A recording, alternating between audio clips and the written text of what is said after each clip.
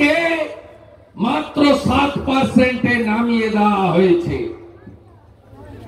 যেমন আফগানিস্তান, পাকিস্তান, ওখানে হিন্দু, শিখ, জৈন এদেরকে কার্যত শূন্য করে দেওয়া হয়েছে। এদের একটাই এজেন্ডা, বাংলাদেশ থেকে হিন্দু শূন্য করতে হবে।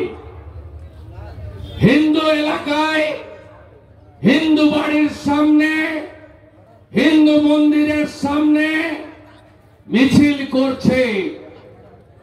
কি বলছে? নয় ধর্ম ছাড়ো, নয় দেশ ছাড়ো। কি বলছে? ভারত যাদের মামার বাড়ি, বাংলা ছাড়ো তাড়াতাড়ি। কি সাহস!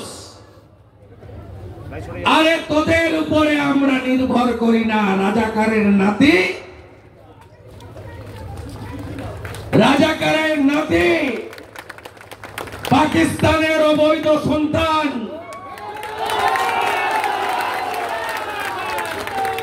তোদের উপর আমরা নির্ভর করি না। আমাদের উপর তোরা নির্ভর করেন। মোল্লা ইউনূস, ভালো করে শুনে রাখো।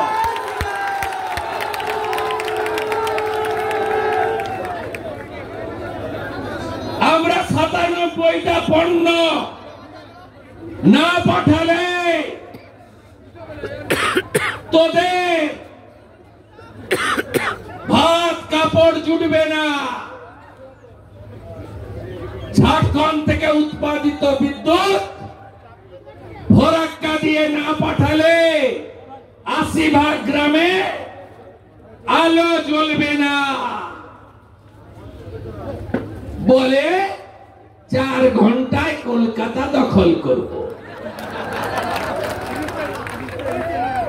আছে কিছু তোদের হাসি মারাতে 40টা রাফেল আছে, আরো বহু জায়গায় আছে, কাছাকাছির নামটা বললাম। মাত্র 2টো রাফেলকে যদি উড়িয়ে দেয় ভারত, প্যান্টে বাথরুম করে ফেলবে ওরা। কালকে বলছিলাম সাংবাদিকদের, ঢাকা থেকে 303 লক্ষ হাতে টানা রিক্সা বেরিয়েছে, কলকাতা দখল করবে। টাইট কিভাবে দিতে হয় আমরা জানি। আমাদের দেশে